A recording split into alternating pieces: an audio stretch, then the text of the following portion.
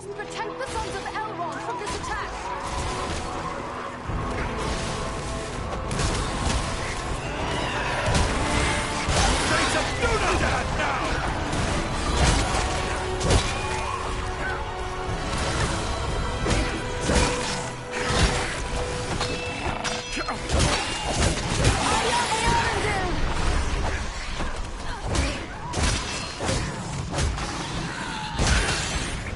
Here we are.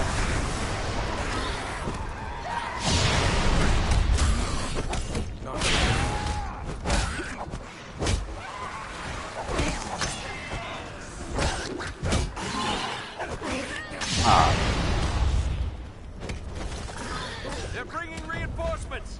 The elves are vulnerable. Keep the orcs away from them.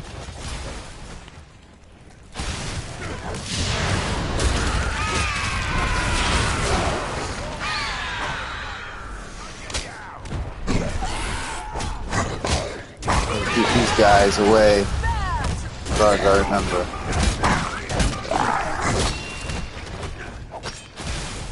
There we go. Yeah. They're still coming.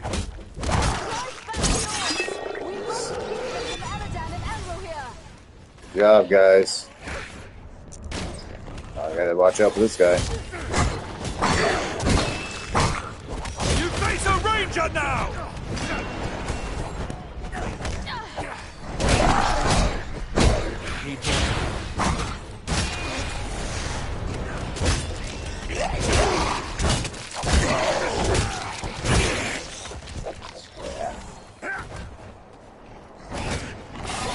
Ah, shit.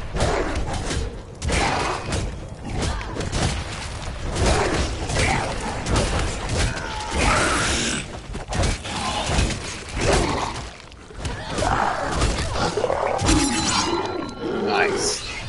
On your guard, there are yet more of them. Oh, Protect the elves. Drive the scum back. they'll attack. Fall the tail. Servants of the enemy, beware!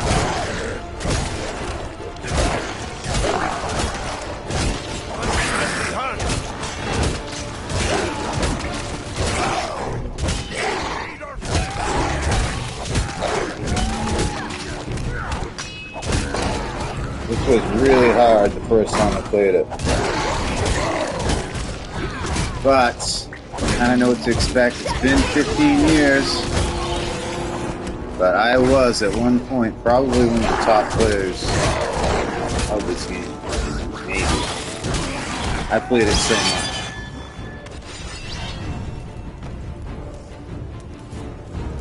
Nice. A troll! Be careful! Oh, man. We can't let it reach Elladan and Elrond here. It would be a good time to call Control. on Bellamont. Yeah. Nearly done.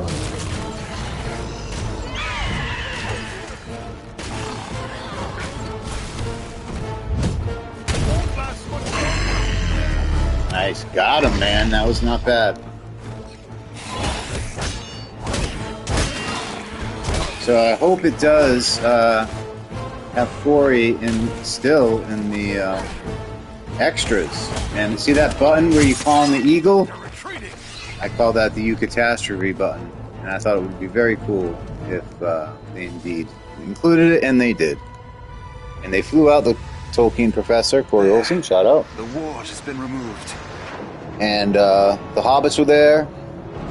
Sean Astin and all them. Quickly, the doors are open. We filmed it within like a day.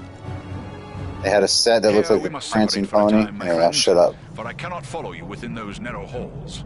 Will you depart for your home, Belleron? No, lady. It would be faithless of me to say farewell while friends' lives yet hang in the balance. I will await your return. It may be that I can prevent reinforcements from Balrog. following you into the tower. We'd best hurry. The elves are getting ahead of us. May fortune favor you all. Used to kill. I'm live. Let's see. Oh, wow. Nicholas Shrek is live with. Oh my god. I'm shooting Oh my out. god.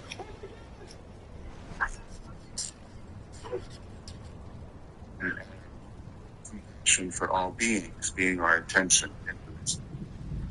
So just for people watching, because I think people get confused sometimes, when we normally post an episode, we do it as a premiere, but this is actually a live episode. So if you guys want to leave any questions in the chat, we'll get to those later on. And obviously, Early Ritual, thank you again for doing for moderating as always. But yeah, brilliant. So in the book, you use the word sinister a lot, Right. which is interesting. That kind of, as you know, I've been doing a fair bit of research into the ONA, I'm just and gonna they put also this use up. the term sinister, but I think it's a different usage of the term in this case. Are you using it to mean left hand, like literally left? Yeah. No, I must absolutely clarify that I have absolutely no sympathy whatsoever with the ONA, nor does the true left-hand path have anything to do with Satanism. And this is why, I've argued about this and given lectures about it to almost a fanatical degree how long that. So I don't support the ONA in any way, nor do I think that has anything to do with the legitimate traditional left-hand path or any kind of left-hand path. We use the phrase sinister because it's the Latin root word sinistra just means left. So it's a Western way of describing the left-hand path. And in the book, we talk about how you could theoretically look at left-hand path or sinister aspects of various religions. Even Christianity or Islam has certain aspects of it that venerate the feminine, which is the key to the word left, which is the root word of our English word femme. And in French, femme, feminine, comes from vama, which means left in Sanskrit. So do you think the Western occult tradition as well has kind of fundamentally misunderstood the left-hand path? They kind of equate it with Satanism or antinomianism or opposition to... It's always the opponent, isn't it? In Right. the opponent's morality, the opponent's... Right, without compulsively repeating myself again. Yeah, the reason that happened historically, and unfortunately most of these people are more concerned with what makes them feel good emotionally or symbolically or aesthetically than the actual facts. And I know to a lot of these people it seems pedantic and autistic and fussy to insist that these things have actual meaning. But a very important part of practicing magic and any metaphysical path is knowing exactly what the words mean that you're using in a spell or when we're defining things. Etymology is very important to magic and understanding the building blocks of reality. So if you misuse the phrase left-hand path, you're creating a fundamental imbalance in yourself. So it's important to define it correctly. I've explained this before, but the key reason that Western occultists in the 19th century started to misunderstand this phrase left-hand path has become Madame Blavatsky in her theosophical writings. She knew a smattering of information about the Indian religions and Vedic religions, and she adopted the Brahmanic idea that the left-hand path in Tantra is evil, which the Brahmin class in India does believe that Tantrikas are evil because they venerate women and break some of the caste rules and break some of these very repressive and strict rules of traditional Hinduism. And Blavatsky picked up on that. And she defined, Blavatsky was one of the first people to introduce a lot of these Indian metaphysical, mystical concepts of Eastern religion into Western thought in the 19th century. And that influenced the Golden Dawn, which influenced Crowley, which influenced LaVey, which influenced Aquino, and so on. So her definition of Tantra and the left-hand path as being evil, of being connected to black magic and selfishness, is completely wrong. There's absolutely no foundation for this, but unfortunately occultists didn't look very deeply into it. So she's the primary culprit for this misunderstanding, and it's been passed on. Now, Crowley spoke against the left-hand path as representing the Black Brotherhood, and he basically accepted the Order of the Golden Dawn and Blavatsky definition of the left-hand path. And then LeVay and Aquino and their imitators sort of inverted it and said, well, if the goody-goody white magicians think the left-hand path is bad, ipso facto, we think it's good and we adopt it. But both of them are wrong. So I'll leave it at that.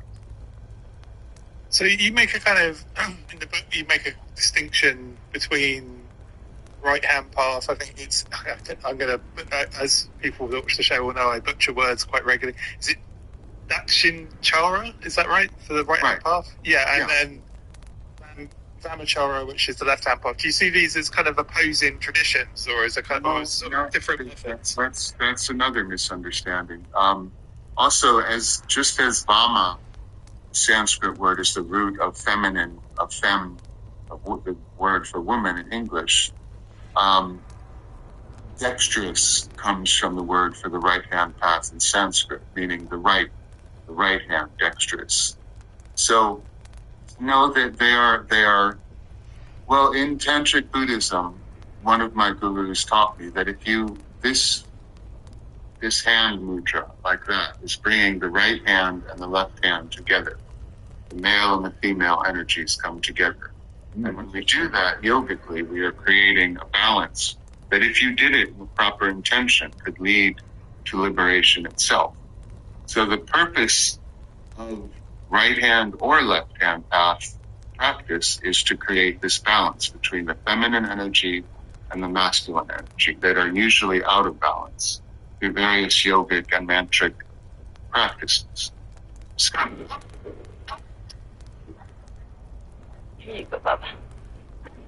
And path is usually a more monastic, sometimes celibate, more isolated path to liberation.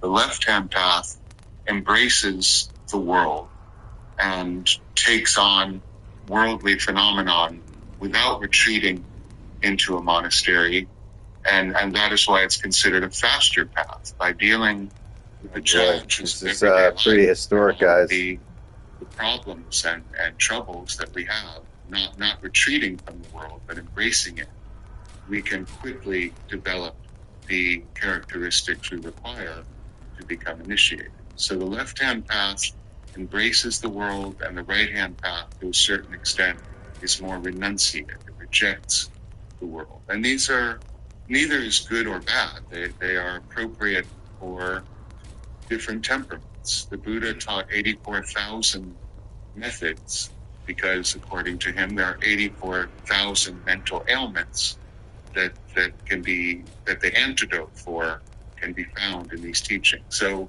the right-hand path is appropriate to some people, the left-hand path is appropriate to others, but they're not in opposition. It's like if liberation and enlightenment is at the top of the mountain, the left hand is one route, the right hand is another, but they're not in opposition, they're just different techniques. If both paths can kind of potentially lead towards, I guess, liberation or awakening, what kind of person, I suppose, psychologically or spiritually, is kind of more, would you say, suited for the left-hand path approach, would you say? The left-hand path, as I said, well, maybe this is a good way to explain it. When there are three so-called turnings of the wheel in Buddhism, the so-called Theravada or Hinayana path, which is the path of the sutras, Pali Canon of Buddhism. Then there's and that, again, like Hinduism, was about individual liberation, becoming liberated for yourself. Then there was the Mahayana, which means the greater path. The Hinayana means the narrow path. The Mahayana, the greater path for everybody, great Mahayana path. And that is more geared to compassion for all beings, and that we're doing our practice so that we can become liberated to liberate others. Like a prisoner has the duty to help other prisoners, which is kind of a Gnostic concept. It's one of the things that Buddhism has in common with Gnosticism, the obligation to help others to be freed from this illusion or delusion that we're in. And then The third turning of the wheel is the Vajrayana, which is more popularly known as Tantric Buddhism or Tibetan Buddhism. And that is the one that incorporates sexual yoga, and which to the West, because of Christianity and Judaism and Islam and the more familiar Abrahamic religions having such a sex-negative attitude, there's been a lot of sensational response to the sexual aspect of Tantric Buddhism. Yeah, I can't remember if I sent you a link on Facebook a while ago. Have you seen these Californian interpretations of Tantra? Well, actually, there's a phrase, Californian Tantra, which is just prostitutes or bullshit, or, women offering massage with bells and whistles and exotic Eastern wear, which is basically like some kind of fetish. That is actually a blasphemy and degeneration of what Tantra means. That has no spiritual value. And people assume, and it's very hard to clear up this stereotype, that when you say you're a Tantric practitioner, that your practice is all about sexuality. That isn't true at all. In Demons of the Flesh, we point out that actually these huge Tantric teachings, which involve every aspect of your life, eating, sleeping, moving, thinking, breathing, everything you do, what you say, what you think, what your actions are, what your body does, it includes sexuality, but it's not all about sexuality. But because Westerners are very licentious and, they see the lewd and obscene nature of it and get excited or repelled depending on their personality. But, I would say there's about 7% of the Tantric teachings are to do with sexuality. The rest of it, much more complex teachings about the nature of the mind and reality. But one way to get back to answering your question of who would be appropriate for the left-hand path, the reason that the Buddha did these three turnings of the wheel, the third one, Vajrayana, or Tantric Buddhism, there was a king who ruled a mighty empire and who wanted to be a Buddhist, but he had 500 courtesans in his harem. He was fighting wars. He's running a huge kingdom and has to deal with all the worldly problems that come with being a monarch. And he asked the Buddha, how can I be a Buddhist? And so, according to the lore, the Buddha Shakyamuni then revealed Vajrayana Buddhism, which is a way to do exactly what you're doing in your life, but still according to the ethical framework and the 5 precepts that you must bow to in Buddhism, that you can live in the world, but not of the world. So even for a king with 500 courtesans fighting battles, doing everything he has to do in the real world, he can become initiated too. So, I would say the left-hand path is for people who are participating in the world, who are involved in the world. You need a certain amount of power or energy. And this is something that Julius Evola, a lot of his writings about Buddhism are just downright wrong, because he didn't really do the scholarship. But one thing he pointed out, which is true, it's for people who have power. And power is not necessarily a good or a bad thing. It's just an energy. And you need power to do Tantric Buddhism. So I think that royal tale kind of tells you it's for people who are engaged in the world. And the renunciant path of a monk or a nun or a hermit, that's a perfectly legitimate path, but it's not for everybody. Yeah, I often find Evola is wrong about quite a lot of stuff. He's a brilliant prose stylist. I would say a little bit like Nietzsche. What he writes is stirring and inspiring, but it's not always correct. Yeah. So the one element of Tantra that seems to get kind of really badly misunderstood, I suppose, is the Panchamakara, which is like the 5 M's, I think. Right. Often, how should we understand their kind of purpose, I suppose, within an initiatory context, would you say? Yeah, well, let me put that in context for some of your viewers who may not be familiar with it. The 5 M's are the 5 forbidden things in Hinduism.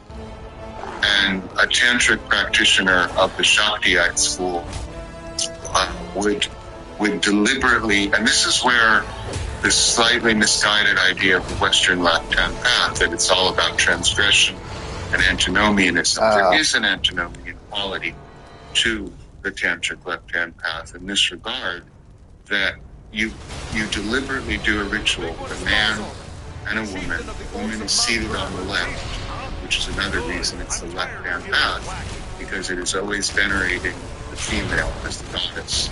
It is, in a certain sense, a worship of the feminine principle. And in that ritual, matuma, which is sexual intercourse, are the things that are sort of forbidden in a certain way in Hinduism. The way that is practiced in Tantra, eating fish, the 5 M's are like 5 different things that would be forbidden to an Orthodox Hindu. Now, the thing we point out in Demons of the Flesh is that doesn't make much sense for somebody raised in the West. So you have to think of other ways to transgress. It's a way to break social convention and the way that you are connected to your society and the supposed norms of the society you're raised in. But it's kind of ridiculous for someone born in London to worry about what the forbidden taboos and sanctions of Bombay are, because you're not living by them. So although I absolutely recommend traditional practice, I don't really see that the 5 M's have relevance. What you need to do is think of, well, what are your taboos? What are the social conventions that you have been indoctrinated with, and how can you break with them and distance? The problem with that is some people just do that to be contrary and not really for any deeper metaphysical reason. So, yeah, that's what the 5 M's are. As I say, Demons of the Flesh recommends. I mean, if you came from Indian society, then you have value. But it's not like a cookie-cutter, paint-by-number thing. What works in Calcutta doesn't necessarily work in Nottingham. Yeah, I mean, Brady kind of worked something similar, didn't he, into his magical system. I know he experimented with some pretty racy stuff, didn't he? Like, I think that Crowley was utilized, not that it doesn't have value for certain people, but I think Crowley was misusing transgression and antinomianism for his own fetishistic pleasures, which is fine, but let's not pretend that it has any kind of deep spiritual value. It's kind of like Wicca, modern Wicca, which is kind of an oxymoron because there was no ancient Wicca. It's like Gerald Gardner and Alexander's light spanking and nude women, so they incorporated that into the rituals, which were ghostwritten by Crowley, actually, for Gerald Gardner. So a lot of this modern esotericism and modern occultism is narcissistic men imposing their sense. And that's why the West has kind of sort of distilled Tantra in its mind down to just the sexual kind of element. Which is Absolutely. And I think there's been a lot of bad examples, and there have been bad examples, unfortunately, even in Tantric Buddhism. Chogyam Trungpa is one of the most popular Tantric teachers, and unfortunately he comes from Bible school. He was a great teacher. He had amazing wisdom, but he misused the sexual side of Tantra to seduce the students, to, basically encourage hedonism and pretend that it is of spiritual value. And, I wouldn't be a honest Buddhist if I didn't admit that, unfortunately, that sexual aspect of Tantric Buddhism and Hinduism, and whenever sex rears its head in religion or spirituality, obviously there's a danger of exploitation and misuse, and you have to be very careful about that. That's I know that runs right through the magical world as well, the Western esoteric. I mean, the Ordo Templi Orientis as it exists today is just a cesspool of sexual harassment and exploitation. But that goes back to the Great East itself. Yeah, I mean that's a real danger, and the left-hand path is dangerous. And I'm not saying that to be melodramatic or to make it more exciting or anything like that. Whereas Idries Shaw referred to people who get drawn to occultism and esotericism for reason, thrills and chills. I'm not saying it's dangerous in an exciting way. It's dangerous morally and karmically because the left-hand path is dealing with the very passions and deep karmic emotions that often lead to attachment and ignorance. And learning to deal with them skillfully is the reason we do it, not to become lost and consumed. So it's playing with a very tricky chemistry.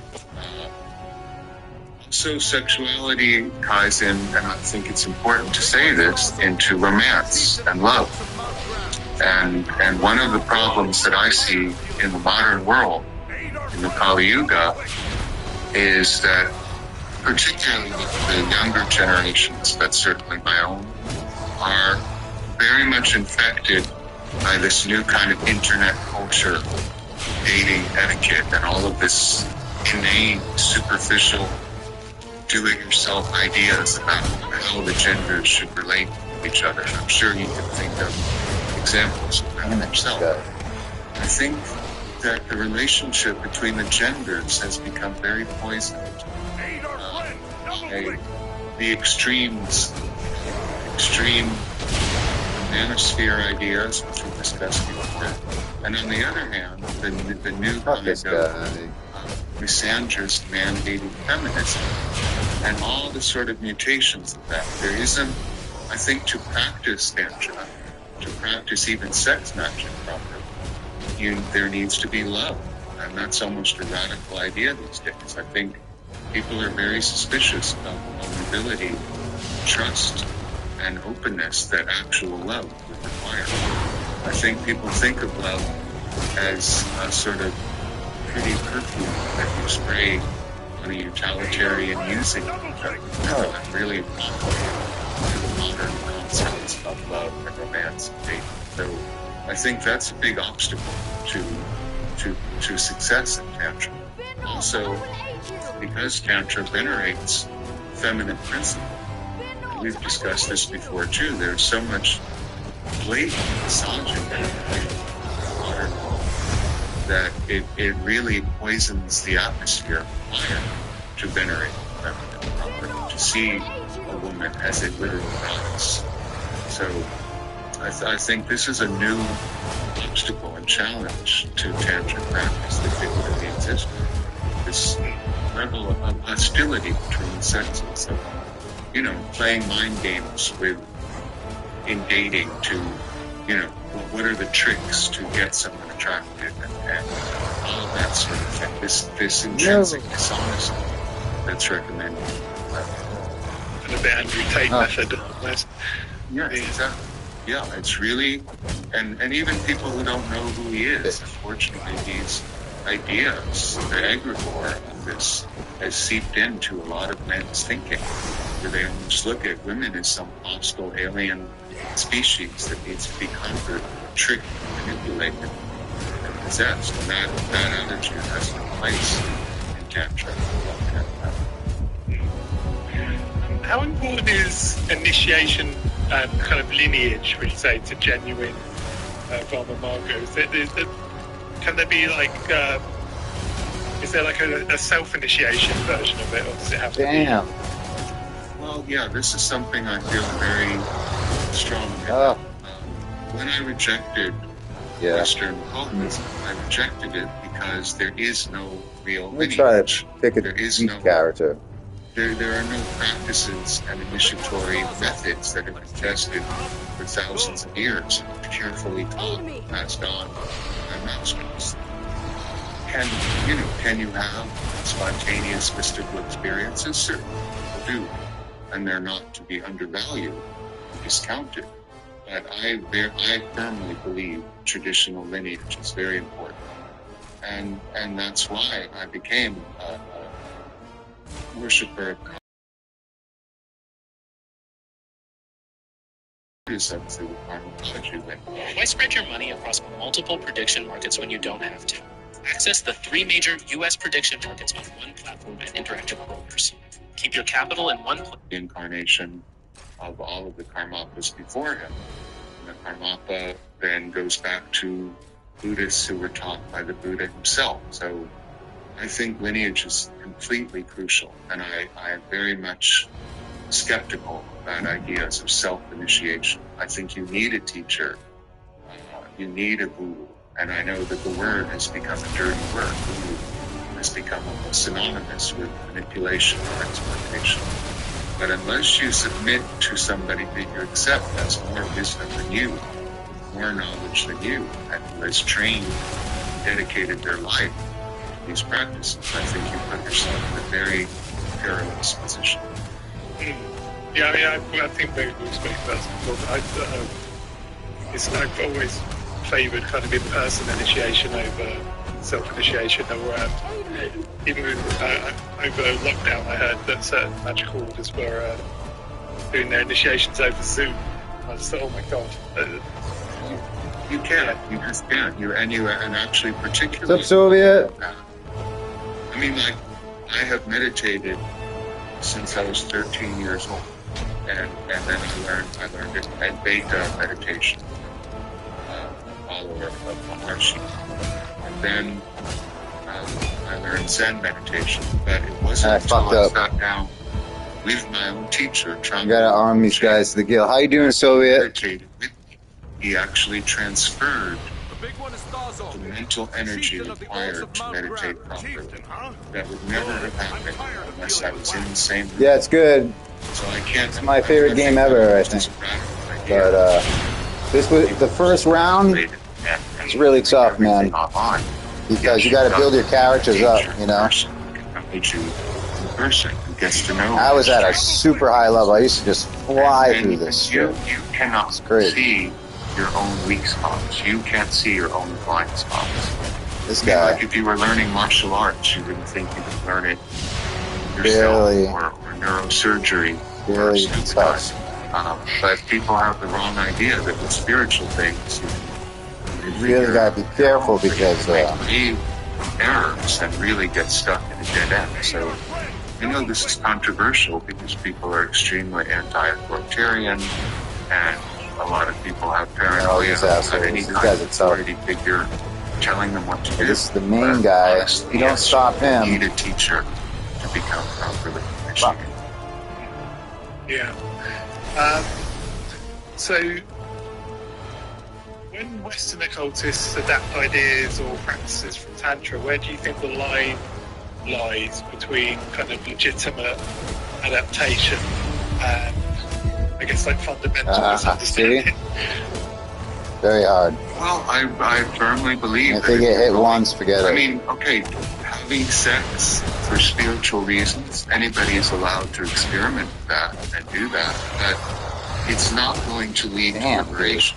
It's not going to lead to the cessation of all suffering. It's not going to lead Yeah, to there's a seeing few of them. through this illusion that we are entrapped. Return of the King people really like. You know, when I Return was of the younger, King. of course, I experimented without any particular guidance into all kinds of eclectic practices. So they're supposed to come But to then me. ultimately, I did decide you need a lineage, you need a tradition, you need tested, tried and true techniques. How do I not methods have that ammo work. at this So, point, really? I mean, I wouldn't be. Nice move, bitch. I don't think I have much faith. This guy's tough, in, man. From a very young age, experiment with these things because they felt motivated to. We need to learn from our errors and our mistakes, and I certainly made many of them in my youth. That's how you learn. And ultimately, you need, I believe, if your goal is to become liberated, if your goal is to become enlightened, so that you can help to liberate and enlighten others, then you must have the guidance of a master. So is there genuinely like a Western equivalent, do you think, to Varma Marga? Is it Marga or fuck Marga? you. Or is that's the other thing? It is Marga, yeah. Okay. So is there, or is the kind of Western left-hand path so kind of ultimately different, I suppose. You know, I admit I'm very fanatically strict. You really gotta fucking kill this guy, man. They keep coming. I'm very much a traditionalist. After everything I've seen of the abuses and exploitation and narcissistic pseudo-spirituality, I'm very skeptical of Western occultism. Oh, I love Alan Watts. This Huge fan. Huge different fan. techniques. Absolutely. With astrology. Are you and Soviet? Satanism and, you know, pagan. Inspired me greatly. To this Guy. big, you know, Lunabays. To be a huge. I actually knew his son Mark. I don't think that leads you anywhere. Because Mark was a very litigious That's your person. path. You have to I follow fucked it, up, find man. out what works for you. I'm not preaching that you shouldn't do it, but I This is Nicholas Shrek talking don't see right now. any value in any of that. I mean, even the you guy would say anyone who pursues any spiritual path is How can probably you not have any rings better left? and healthier than someone who's a complete All right, bitch. atheist and Fight. doesn't even address the metaphysical world.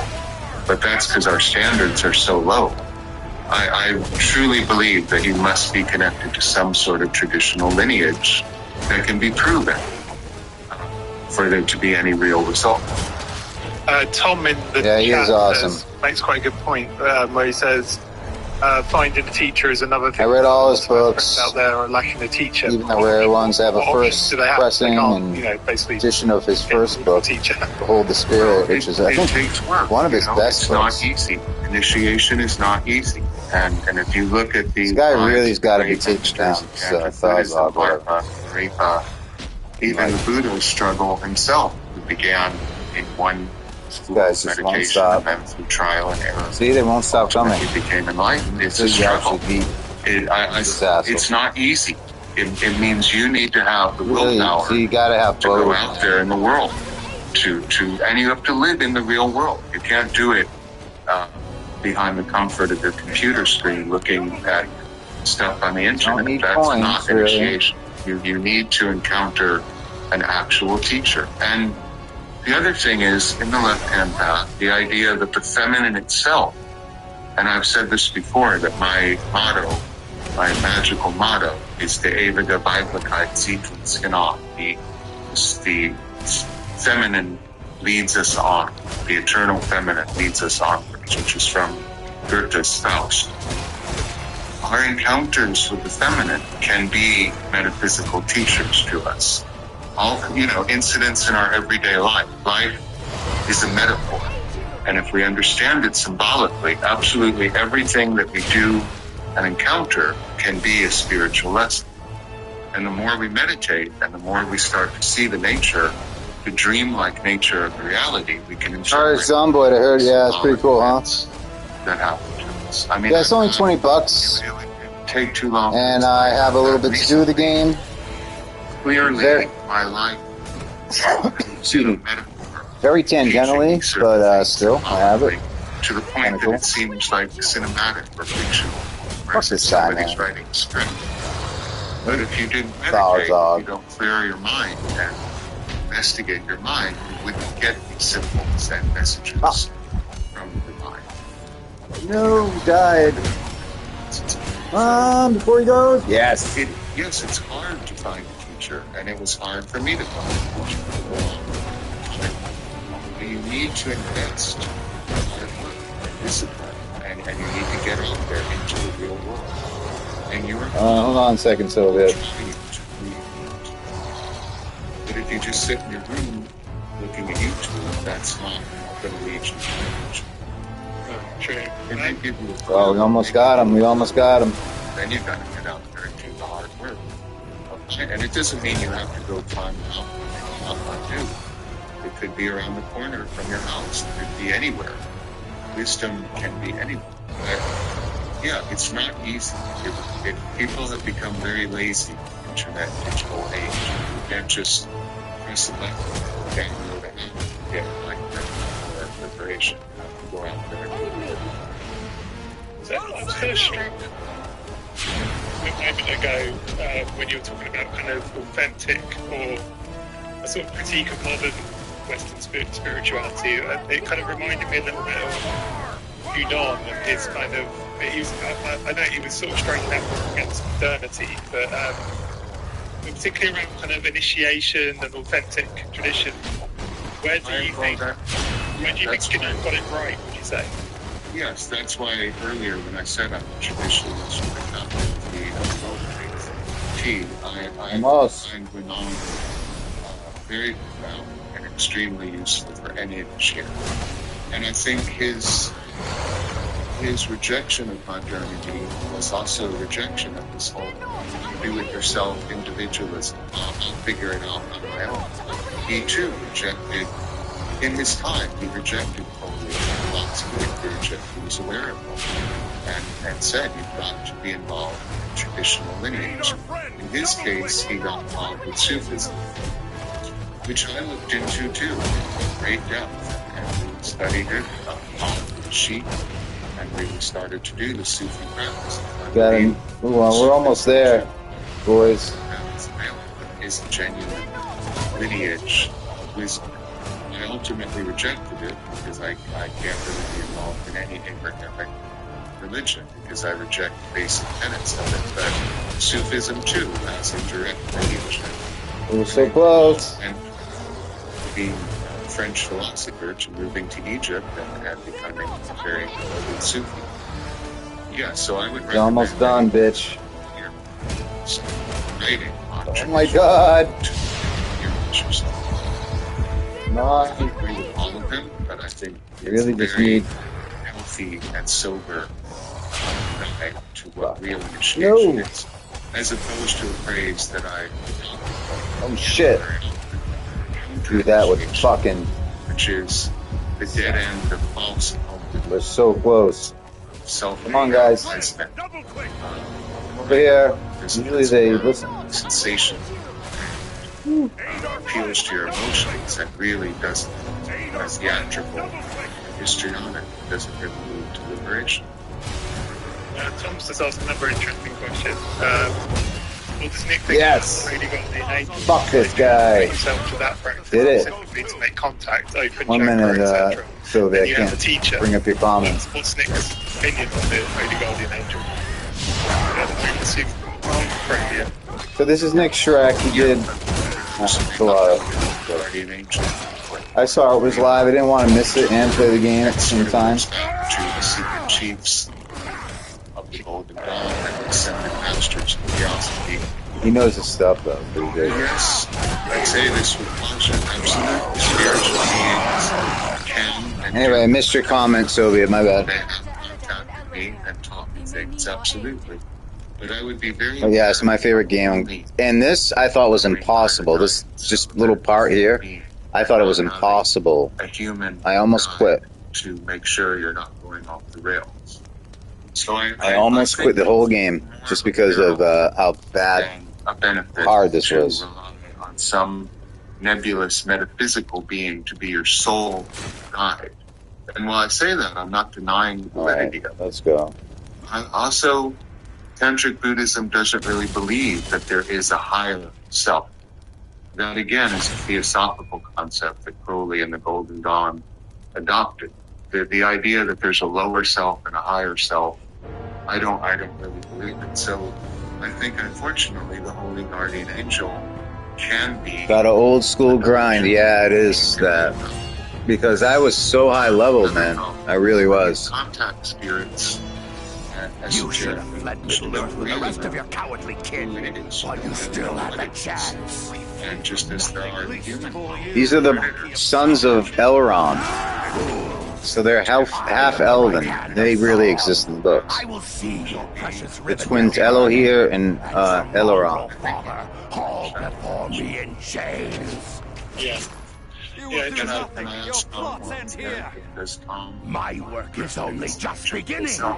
Do you think you two alone can hope to stop me? They are There's a not slight alone. delay, but I'm sure Don't look for your guards. They won't be coming. Fornos means nothing. You haven't won anything here. Under the utility of speaking of things to people who don't actually intend to do the practice. You know, it can become just But I sort of an can. intellectual diversion or cerebral game. but it's really not worth talking about unless you need to do it and dedicate yourself, devote yourself to the path. It's just Sorcery of Sauron! This is no natural storm! I think, or at least a dead end distracting. I remember when I was in the OTO. Mortar's not afraid of the BT. Okay. I can no longer see him. So it's like a social window. A social window. There is Belaram. It's useful. It had the social aspect, but also It is no use. He has escaped us for now. Yes, but you cannot be blamed. It was bold of you to go after him alone. Indeed, though perhaps it was not the wisest course. Let's see. I mean, I've done all these questions. He summoned a storm. How can a Kind of man cool, wield but such I really... Sauron is a master of dark. It's worse than just They're good. It's all lore consistent and Be everything. a great evil. I just want to get to the point. Yes, but For my part, I would gladly join in the hunt for Agenda, what? Your lead? where I free Not to too choose my much. own course. Your duty to your people. So he talks about always Gwar come here. first. Not really. No. A little bit. There are riddle games and stuff like that. As do I. But the game will just go on to the next level. You might, like, there's one part where he either intervenes or he can't. And that is one little choice, I guess, in the game. But that's it, as far as I can tell. This is my first time playing this remake, Commend me to Elrond, your father. so I don't know. And farewell. There he goes. Now, see, they are the heralds of Manwë, who is sort of like the Zeus or Odin of this world.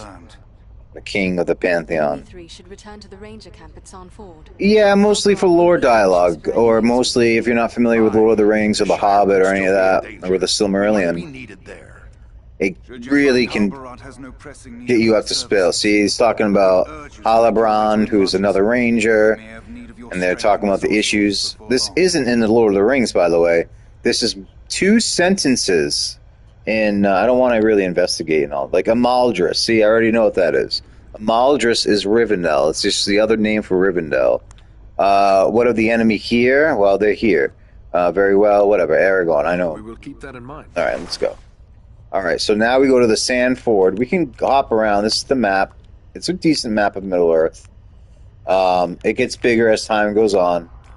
But as you see now, we're going to hop. We went from Bree Town, which we should go back to get our weapons fixed and whatnot. We're going to go to Sandford, which is like sort of like a ford. You know what a fjord is, right? It's like with a waterfall, basically. So let's go here. And this is where we'll see where the Rangers were attacked. And that is, you might recognize that right there. All right. I have received word through the There we sons go. of Elrond and the wandering companies telling of your valor at Fornost. Exactly, I icy commend you for your fjords. skill and daring. So they, the difference between High Valyrian language and something like this, it's actually authentic. You know what I mean? That's why it's so stupid or hard or dumb. Whoever the guy that asshole that invented my language, High Valyrian. We've been little Lemmy and I were trying to learn it, and it's just ridiculous. It's just hard on purpose, and the guy's a real jerk. And he is Aragorn. Yeah, Aragorn, he's busy. He's taking Frodo to Rivendell, protecting Frodo. They don't know that yet, though. We may be in danger here. Yeah. Are there more survivors? Has it been here? I don't. Do you want? I don't know. Does anyone? I will go over this. Patrolling the borders of the Shire. For even now, we must attend. So that's Halbrand. He's actually named, I believe, in the book as the Ranger. So the Rangers look out over the Shire, and the hobbits know them very little. Perhaps Solana can tell you more. But Aragorn hides out as a ranger. He's a ranger there, and that guy apparently is descended from Númenóreans as well. Okay, let's just go. Come on. That would be the wise. No, Yeah, I good. will remain here with the few we have left. All right, we got it. Well, then what should I advise you. Elrond's son? Perhaps Okay, so we're gonna go to Rivendell. It's gonna be nice. That's the fun part. They are both From which direction? coming back to me now. The Downs are just north of our position here. Then we'll make our way north by way of the Barrow Downs. So the Barrow Downs, so they're charting out where they're going to go, and it's basically exactly like the Lord of the Rings. This game lore is accurate to the books, yes, or its own kind of a thing. It's its own. It's both. It's very accurate to the books. It's based on 2 sentences, but it has all the characters and places of Lord of the Rings and The Hobbit. Mostly Lord of the Rings and Silmarillion. So it is very lore, like everything that's in it. As far there's no like invented characters like Turiel. Well, Turiel's invented, and this Ranger's invented, and Dwarf is invented actually, but everybody else is like because they're never named. The soldiers, the people who distracted Agendaur in Lord of the Rings were really instrumental, because otherwise Sauron would have had all his focus on Frodo, and that probably would have killed. So it was the tiny little brave, Tolkien says, people in the north who we have to thank. Okay, let me get my weapon sticks and all that crap. You're soon to be off again, are you? This guy. Well, I have a few things among our supplies that may help you on your way. Perhaps a few extra arrows for your quiver. And a few of so there are no random hero named Steve Frank in it for good. No, not really. There's no Stephen Frank. There is this guy, though, Eredon. But notice Eredon is like a consistent name, and it sounds like a ranger's name. You know? Alright, let me just tell him about the Nazgul. About what happened here. The attack of the Black Riders. Oh, well. Black Riders, he's getting into, see, the 9 ring wraiths. And he's going, basically giving you the backstory on them, and from the Ranger's point of view. He's basically a merchant. I just want to see what he has. Let's see. I want to sell some stuff, first of all.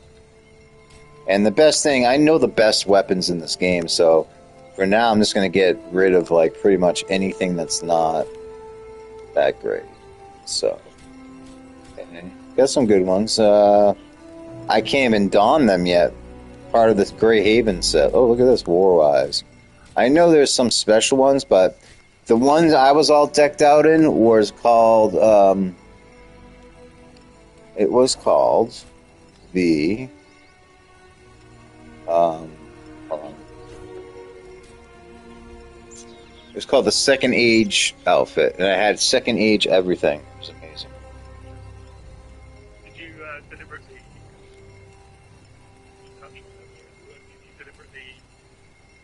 good question. So you got to place these stones for dexterity and whatnot, like, perfectly. And if you don't, you know, it might mess you up. Sell unessential. Wait, no. I don't know what they consider unessential. Okay. But, can I get this repaired, please? The sword needs repairing. I don't want to sell that, though. I just want to repair it. It is a kind of a cheap thing. Keep these. Alright, bows I can get rid of some of these. So, 84, 127, 79. Get rid of the 42. Get rid of the 64. Let's see. 127's good. Let's get rid of that one. Get rid of that one. Okay. Let's see what else we got. We got a lot of underwear. 144, 166. Basically, what you want to keep. You want to keep the highest rated, obviously, right? So I'm going to get rid of the 60. More expensive. Usually, it's the more quality.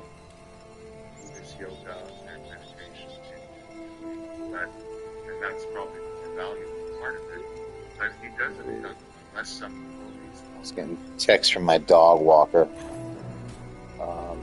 You got any pets, Soviet?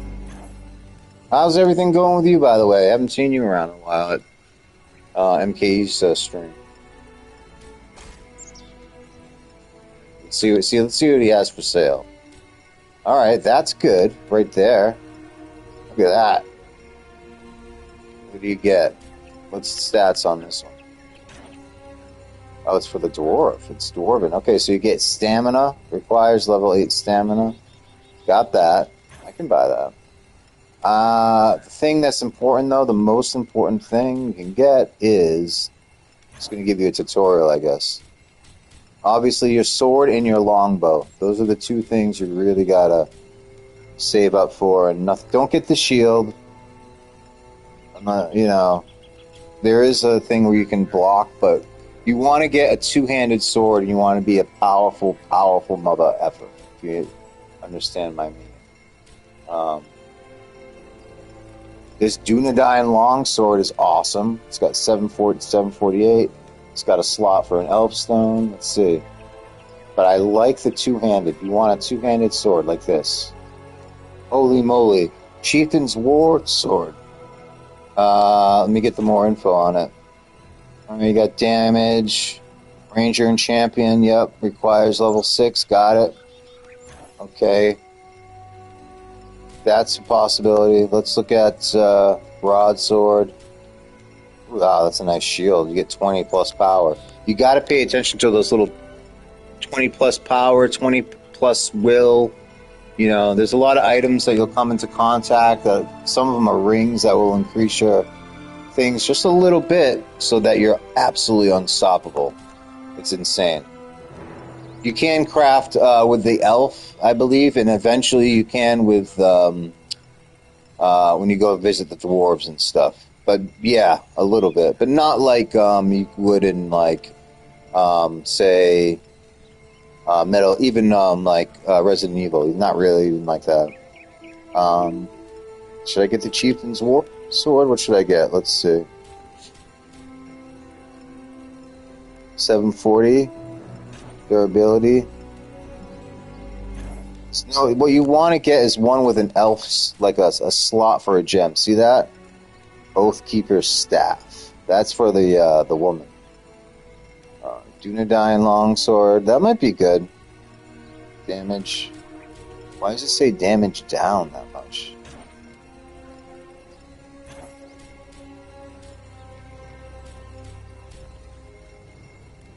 Damage up. Damage down. I don't understand that too much.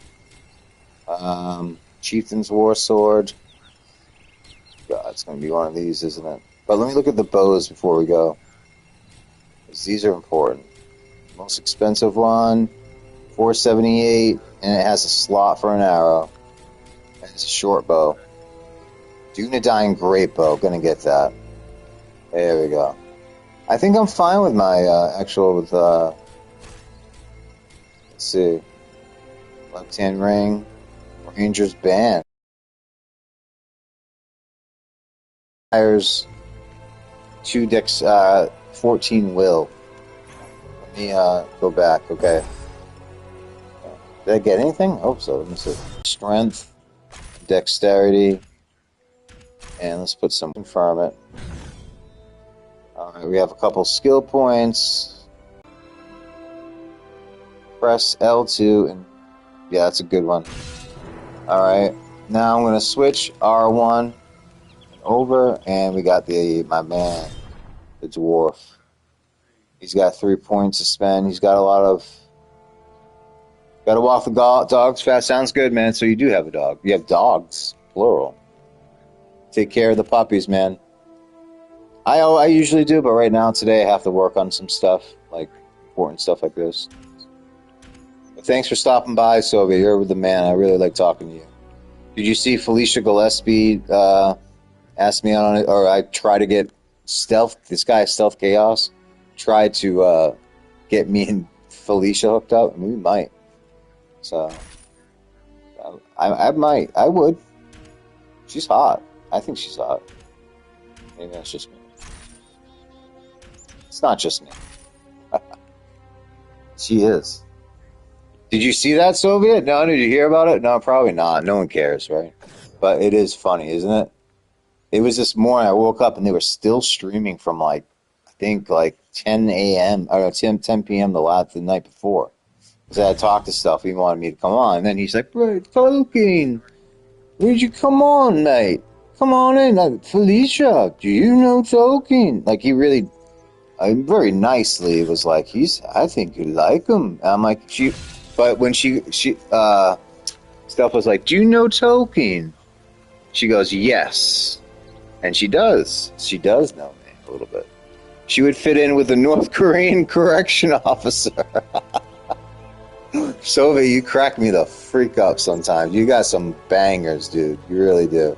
I hope to see you in Applesauce tonight, maybe, if we're around, if you're around. I should be, I think.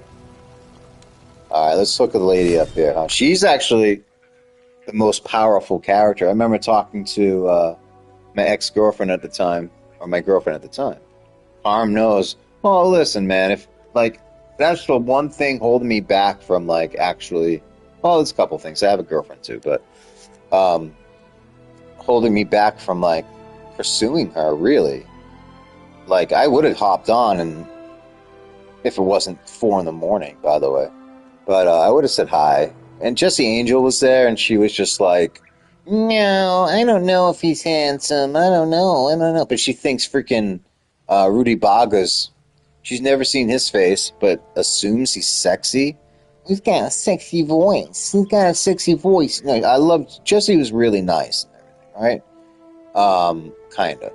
You know, she's fiery. I like that she speaks her mind. She's a little bit... You know, she's just a basic woman, you know?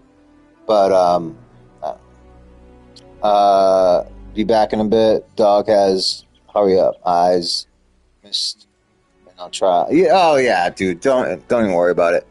I do have it recorded though. I think I'm gonna put it up on my channel, just to have it on the record. That you know, I like having these things on the record. Why not? You know. But yeah, go ahead, man. Besides, who gives a shit? It's just, you know what I mean? Who gives a shit? All right, I'm gonna listen. We spoke at length about that Manson kind of connection, as it were. His connection was simply that Scientology, that L. Ron Hubbard went to newspapers. I mean, they operated a Scientology smear campaign to destroy the Process Church, and they succeeded by tainting them, by connecting them to Manson, which is a way of distracting from the actual Scientology connection. So, I mean, going back to sex magic, what do you think Crowley actually understood correctly, I suppose, about sexuality and initiation, and what do you think he misunderstood? Well, you know, if you read Crowley's diaries, which I have, and I don't critique him out of just blind ignorance, it's based on actually reading most of his work when I was younger and really looking into it. The fact is, his sexual magic doesn't seem to work very often. It doesn't... maybe he understood some of it theoretically, and certainly some of the techniques are universally applicable. But Crowley doesn't seem like his magic worked very often. It wasn't very effective. I mean, he's constantly, desperately seeking for money and gold and fame and for a big break, if you look at his diaries, and it never works. I mean, I think the problem there is what I was talking about before. Love is needed to make magic, and in Tantra, a certain kind of love without attachment is required. But for sexual magic to work, there has to be respect and love and a deep devotion to your sexual partner for it to happen. And I think Crowley was a narcissist. I don't think he was capable of love. And so I think it was more of a personal problem. I think he looked at women and men as tools or toys to use for his magical operations, but I don't think he really loved them. And that's the missing ingredient, in my opinion. I mean, like the way Victor Neuberg was destroyed by this sexual operation with him. Or if you look at all of Crowley's wives ended up in the insane asylum, or alcoholics, or you got to look at the fruits of the results of these magical operations. They didn't work. So I think his lack of love, his basic psychological problems, his narcissism, prevented him from genuine love. And I don't think he revered the feminine principle as much as his ideas about Babylon would lead one to think. I think he was basically still misogynistic. Interesting. Some people are asking with the Manson file. There's I believe my former bass player is working on it. There is a new version out or about to come out, or yes, exactly. Well, the Manson file has been a cursed and doomed project since it began in 1988. It's had one problem after the other, and actually, this will be the first show which I'm revealing that finally Head Press Books, which is a very reliable British publisher, who printed the Satanic Screen and is printing a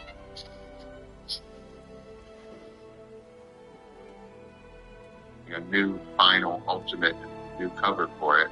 They are printing a new final ultimate definitive version. But the story of the nightmare of the things I've had to deal with the Manson file is worth a show in itself. But I'm happy to announce here for the first time, Head Press Books in your sceptered island will be printing the final and definitive version of it. And that will be announced very soon. And as I said, it's been expertly handled partially by a former bass player that I used to work with, Luke. And right. I believe he's working on the promotional side of it, I think, isn't he? He was. That was another publishing. I know this will be taken down later, so fine. Wow. There have been 3 British publishers. So this is the third one. Hopefully the third will be the lucky one. So Head Press is now preparing the final edition of it. And I've been in America making a documentary based on the book that I'm wrapping up in September. And that, I pray, will be my final word on this subject. Finally free of the Manson. I've been in prison along with him. This thing. Yeah, okay, so I guess going back to one last word on the sort of sex magic. I guess broadly, do you think Western occultism has been kind of too willing to borrow techniques, I suppose, from Tantra without actual tantric metaphysics? Yes, you said it perfectly. I agree with you. Without the foundation of understanding, what do we mean by metaphysics? Without understanding the nature of consciousness, the mind, of reality, there's no point in doing these things. They're just entertainment or diversion. You can definitely create magical change through orgasm. That's not hard to do, actually. To use the sexual power to transcend the illusions and suffering of this world is a whole other matter. For that, you need to deeply study your own mind. You need to understand your own consciousness. You need to understand the nature of reality. And I think frankly, from what I've seen, like you were mentioning, these occult groups that don't really do occultism. They don't really do rituals. So many magicians don't have a daily practice or a contact or connection with the spiritual world. They just think about it intellectually. I think that's the problem. They don't have a deep understanding of cosmology, of metaphysics, and even of themselves. The hard work of studying yourself, of fixing your neuroses, of looking at your weaknesses, looking at your blind spots. I don't see a lot of that. I see a lot of theatric. So you can craft with her. Magic. Almost pageantry or ceremony or mummery, but not a lot of deep introspection. Actually, to give him some credit, Crowley himself kind of said something similar towards the end of his life. Yeah. He called it the la-di-da, I think. Yeah, I think he was frustrated too by the very phenomenon that I've seen. Yeah. So, I want to be sure to get any questions of the viewers. Let me have should address. I mean, that are about spiritual things. I think they're. One person's asked, does Crispin Glover have any connections to Radio Werewolf? Which is a. No, the only connection is that I knew the despicable and very much, I'm glad that he's dead, Adam Parsley, and he knew Crispin Glover. And so I was vaguely aware of his activity through Parsley, but he never never was specifically connected to radio werewolves. Yeah, as I say, he didn't. I mean, we interviewed Crispin Glover. If you go on the channel, just search his name. We did a long interview with him, Right. and he never mentioned anything like that. No, But, I never met him. But he seemed very interested in talking about propaganda a lot. I think his Spielberg experience burned into his soul somewhat. But right. Yeah. So what? I guess looking at like a kind of authentic left-hand path, what's the difference between, I guess, or adopting the identity of a left-hand path practitioner and actually walking the left-hand path, as it were? Well, do you intrinsically understand the feminine principle as something to be venerated? A word that comes actually from the worship of Venus, veneration. That's an essential part of it. Do you see the feminine principle as the guiding spiritual principle? In Tantric Buddhism, she is embodied as the Dakini. In Tantric Hinduism, more as also the Dakini is present there, but as the Shakti force or the Yogini. I think that's the essential thing. Without that, you can't really be a Tantric practitioner. And ultimately, the goal, the intention of what you're doing is what matters. Are you doing it to become liberated, enlightened, or are you just playing around with esoteric ideas to divert yourself from your life? The difference between an initiate and a dilettante, I think, is what we're talking about. Yeah. And of course, we all begin as dilettantes. We don't know when we're beginning, but are you really determined to become liberated? Are you really determined to understand reality, to do absolutely everything required, even to surrender your own prejudices and biases to achieve an understanding of reality? That's the burning passion you have to be an initiate of any path. Yeah, agreed. How does somebody know? A lot of play acting and aesthetic juggling of symbolism that I think it can be fun, it can be entertaining, it can be, intellectually rewarding, but it's not really spiritual development. How does somebody know whether a taboo or confrontation is actually breaking, I guess, conditioning rather than simply creating a new identity around being transgressive, would you say? That's a good question, and I think that's the very reason you need to have a teacher. A lot of people, like I was referring to Gerald Gardner and Alexanders and Crowley, using magic to indulge their sexual fetishes alone. I think it's very easy to drift into delusion and projection. I mean, a lot of people get a kick out of breaking taboos, but that isn't necessarily spiritually valid. So I think it's a good question that you have to constantly ask yourself. Are you doing this really to become initiated, or are you just indulging your fetishes? And it's and I should point out, it's perfectly fine to indulge your fetishes and your kinks and your sexual interests, but don't necessarily project spirituality and metaphysics on it and make that an excuse for what you're doing. I think that's something people have to really look in their heart and be sure that they're sincere about it. And if any spiritual teacher tries to draw you into sexual activity that you are not totally consensual about and don't really feel is of spiritual value, you should be very wary of that.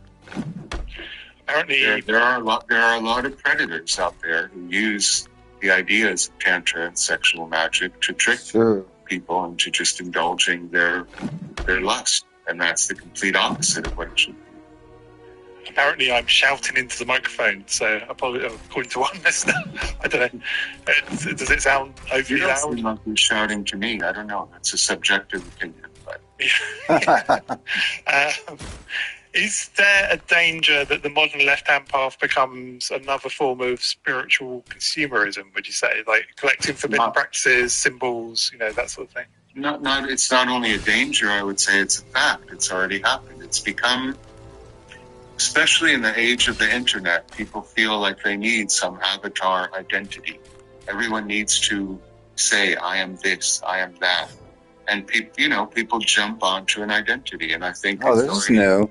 I think whenever people use the word And it's been added to my map. I don't know if I've ever had that. It comes into conformism. You see this in every music subculture, particularly in England, as you're very familiar with, that people become so consumed with the identity, they're not really doing the practice. So I would say that's not a danger. It's something that's already absolutely happening. right. People buy T-shirts and statues and the right book to put on their bookshelf, but they're not really doing the inner work. He's right. So yes, I mean everything in got a good point. late-stage capitalism turns into consumerism, and metaphysics and spirituality should not have any connection to materialism whatsoever.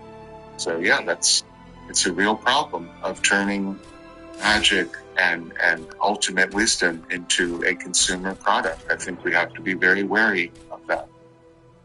So what does an authentic left-hand path practice, I know this is quite broad, but what does it actually demand of somebody in everyday life, would you say? Well, from the Tantric Buddhist perspective, first of all, you need the foundation of taking these vows, which are very serious, the 5 precepts of ethical conduct. You can't even begin to get into the left-hand path of Tantra, particularly the higher levels of Tantra, without a very disciplined and long-ranging meditation practice. You have to first achieve what is called calm abiding, an ability to calm down the monkey mind and to look within the mind and to start looking at your own compulsions and neuroses and instincts. So first you have to take it requires patience and discipline and diligence. You have to really develop a daily meditation practice to even begin to practice Tantra. And then messed that up badly.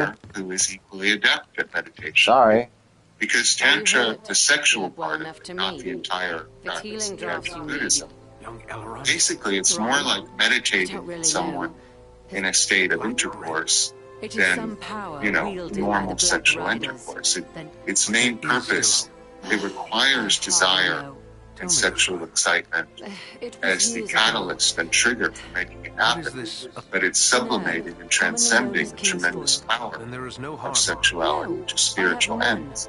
So when you need to find a partner who is also devoted to the lineage and the practice and who has an ethical code. It can't just be anybody. So it requires the foundation of a strong meditation practice.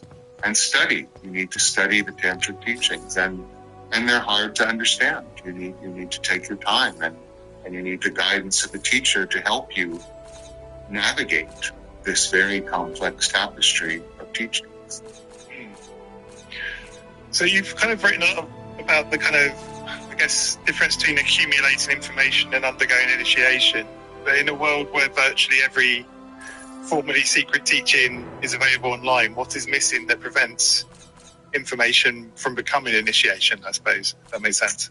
Yeah, well, specifically in Tantric Buddhism, because of the genocide of communist China and Tibet and the destruction of the Tibetan Buddhist religion by the Chinese government, the Tantric teachers were sort of forced to make what was once totally secret public to even preserve it. And I spoke to my own teacher, Trungpa Rinpoche, about this, and he said that by the Chinese invading Tibet, they sought to destroy Tantric Buddhism, but in fact they spread it like a flame to the whole world, because the teachers, to preserve these precious teachings, had to actually write them down and translate them.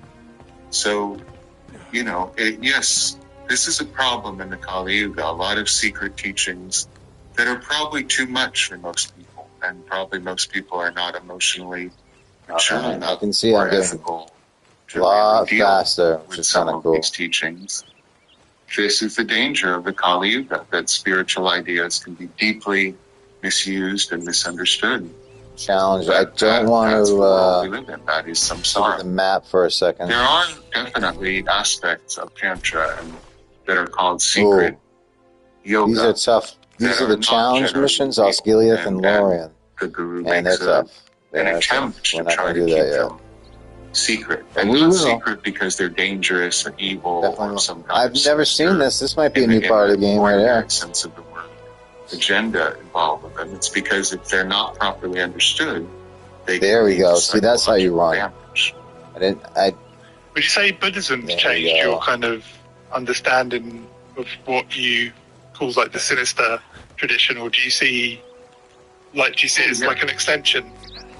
Game, you used to be able to just, you could That's why I say we go advise all the the way end. back if you Decided wanted not to and reprint travel, fast travel games to like in Flash, anywhere. even though there's this For the most huge part. public acclaim and publishers are always asking us to do it, because there are very fundamental differences between the Shaktiite practice of Tantra that we had previously. You gotta go to the Barrow Downs. Book to explain that. So, absolutely, Buddhism has changed my perspective on many, many things. That's only one of There's them. gotta be something over here, no? I guess looking back over, I don't know, I guess several decades now of involvement with these ideas, would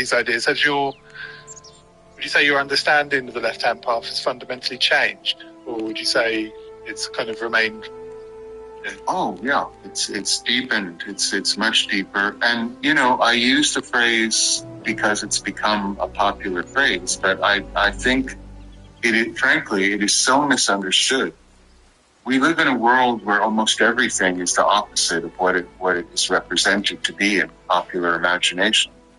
I think it's almost counterproductive to use the phrase, unfortunately, because I thought for when sure you say left-hand path, this I was, think to the average person, it's that the means Baggins house right there. black magic, worship of the self, which is the complete opposite of what it really means. So I refer to it because it is historically and metaphysically accurate. But I wonder if in this day and age that it's actually very useful.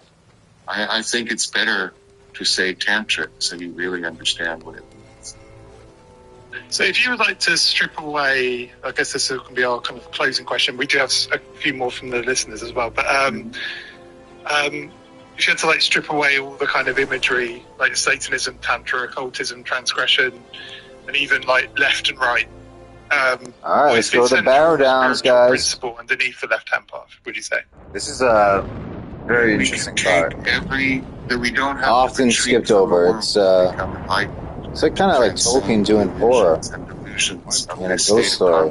That we're in. That every single interaction with everybody, everything that happens to us, everything that happens in our everyday life can be fuel for initiation. There's nothing we need to reject. It is a state of radical acceptance that my Look at Jump. It says Soviet had to fight some raiders on the Zomboid. Forgot to exit. Oh, cool. And to embrace it. Just, how far have you gone along? It's like your lap. There's some dude I saw is went a year or doing ritual. Something. But every single aspect of our existence. Oh, there's a secret over here, I think. Can be turned into a very intentional and dedicated initiatory process. Well, good to have you back, Soviet. That requires the development of awareness. Keep hope you're having a good summer and all that. A sleepwalking automatic state. I don't know what's going on with state of awareness through meditation. We then can make you and that whole our thing. entire existence. Your brother, I think it was, or brother-in-law. Turn everything we do, including sexuality, Okay, into a spiritual practice. I would say that is the essence of the left. Yeah. Oh shoot! Should be able to jump down there somewhere. And I think I want to get some. Zomboid, you will die. You have to remake Char and your Zomboid dead body. Get your shit back. Okay. Is it too loud or not? Yeah, I tried. I tried. I think I asking about watched it once. What you thought about a particular tradition? It might have been deleted by the moderator because it might have been a. Oh, here we go. Please ask him his opinion on Gotis, whatever that means. I'm not sure. How do you spell it? I'm not sure what. Goatis. Oh, and then it says /Gatis. I wonder if they mean Goetic. Goetic. I'm not sure. I don't know what what they're asking exactly. I mean, he could be referring to goetic magic, possibly. Yeah, maybe. I don't know. Yeah, so dude... all your stats. You could hate and love this game, yeah. Question. Oh, here we go. Look at this, Tom see? had another one. Astral projection, spirit contact, controlling their experience. Is that different to all look out for they these mutually things. exclusive? That's what seems to sell the idea. Is it escapism? Yeah, actually, one of my gurus, I explained to Most him important thing that, you want to stock up on I was are getting the health and magic vials, and then you also want to Tantric Buddhist stack up as many arrows as you can. Like arrows, so you want to use some sparing. Experience to. But watch in like a month from now, I'm going to be like insane. For your body. Oh, cool. So that's the Atheus, which is actually holy basil. And it comes from Atlantis. Tolkien says it's from Numenor. And it's the king's holy basil that heals, just like Christ. So it's interesting. There's a lot. I'm not going to get into it too much. But needless to say, it's there. Here's the Barrow Downs. Now remember, this is, I think, chapter 3 in the Lord of the Rings. How's she skill-free on this game? What do you mean? Ooh, the elf? The lady? What do you mean? How is these skills? I mean, how is the skill? I mean, they're good. They're fun once you get all the way... No worries. I can usually read phone text. But, they're pretty good. Once you, like... But the thing is, I like a challenge, so I like to be the ranger, which is actually... He's actually the least powerful person. What you begin to find out is that this chick here, she's so magical when she's all decked out in Second Age armor and all the elf stones that you max her out. She's so powerful. To play her is just ridiculous. You just walk through the game, basically. And you don't even need to, like, mount a turret to defeat, like, an army of trolls. You could just be her. Or you could be him, and his real power is this bow. He has the most powerful bow of any crossbow of anybody. It will take out a troll with like one shot. That's how powerful this guy can get. He's just a lot of fun. You got this Second Age sword here, you know what I mean? And like once you deck him out in Second Age gear, this sword will glow, and it's he's just nasty and fun to play with. He's already gotten faster. Look at this.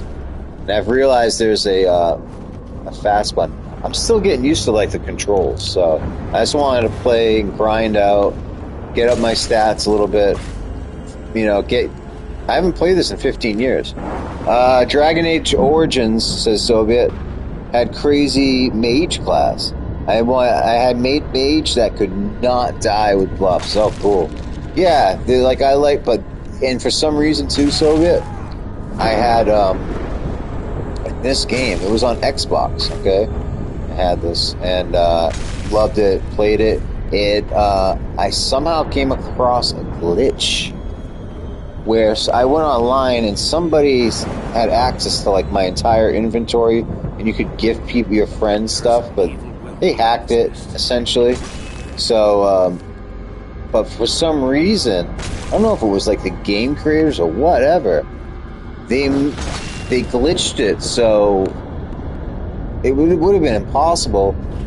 This man here, this character, was so maxed out that he, like... I have photos of it still somewhere, but he's like, his entire body was glowing and shit. It was insane. But... well, I gotta go now, unfortunately. But next time, everybody, we will head into Barrow Downs. And my question this guy asked. I thought he was bringing it into a more authentically Egyptian. All right. Anyway, Soviet, thank you so much for being there. I gotta go. My dog is back. Have a good day. Have a good weekend.